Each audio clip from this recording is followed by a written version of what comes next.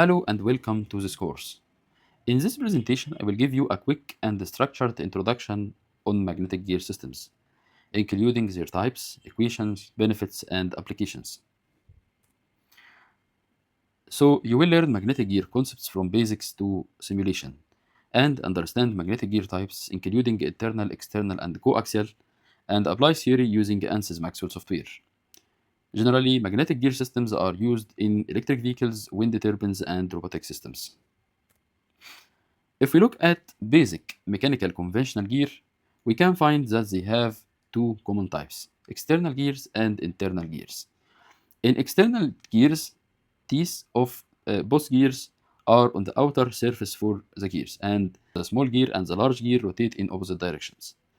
And in internal gears, teeth are on the inner ring and rotate in the same direction. Applications for mechanical gears are usually transmission systems and machinery. So what is the common speed in case of conventional mechanical gear?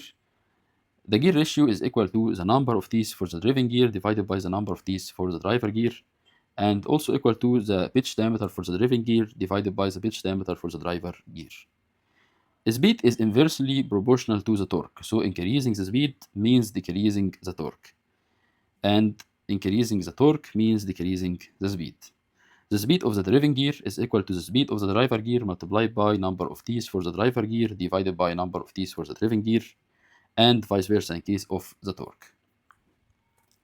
So what is the problem with the mechanical gears? The first problem is friction, which results in heat and wear. Here there is lubrication issue. So also we have noisy operation, especially at high speeds, and frequent maintenance, and they are susceptible to alignment issues. So what is magnetic gear? In magnetic gear, we replace conventional teeth for the mechanical gear with ball bears. So they are contactless torque transmission systems, no friction here, and they use magnetic field instead of mechanical teeth. The main types of magnetic gears are external, internal, and coaxial, and they enable sealed and silent operation. In external gear, we have two rotors, air gap, and the two rotors rotate oppositely. And in internal gear, we have inner and outer rotors, and we don't have here modulators. In coaxial gear, we have inner and outer rotor and ferromagnetic modulator, which can be stationary or moving according to the scenario of operation. We will explore both scenarios in next lectures. So how can we calculate magnetic gear ratio in case of coaxial magnetic gear? Actually, we have two scenarios. In the first scenario, the modulator is stationary, and we have the outer gear and the inner gear rotating. So here the outer gear rotates in opposite direction to the inner gear, and the gear ratio is equal to minus number of ball bears for the outer rotor divided by number of ball bears for the inner rotor. And number of modulator iron pieces are equal to the sum of both number of ball bears. In the other scenario, if we have the modulator rotating and stationary outer gear, the gear ratio is equal to number of modulator iron ball pieces divided by the number of ball bears for the inner rotor. And same speed and the torque formula for the conventional gears applies here. So more ball bears means lower speed and higher torque, and similar to gear teeth in mechanical systems, we have here ball bears for the magnetic gears. Speed and torque are inversely proportional, and the main advantages for magnetic gears are that there is no physical contact here, no wear, no lubrication is needed, and we have here quiet operation and maintenance-free system. Also, we have overload protection so that the rotor slips without damage if there is overload, and sealed system and work in clean and harsh conditions.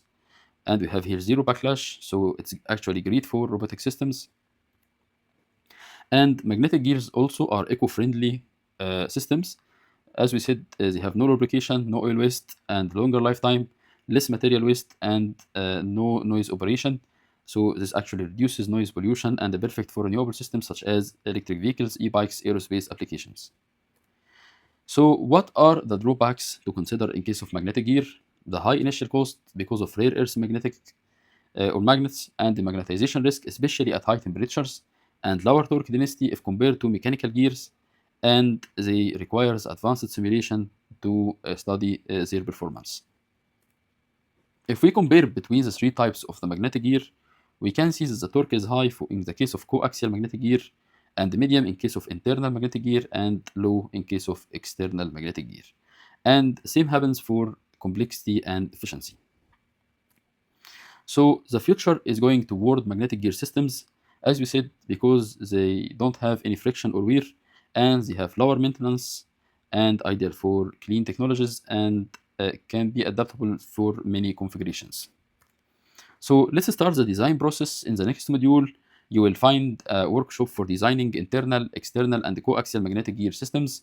And I will use Ansys Maxwell software to do this design in 3 dimensions mainly, and also in 2 dimensions. So by the ending of this course, you'll be able to design magnetic gearbox systems and optimize them in real world applications. So I hope that you enjoy this course, and see you in next videos.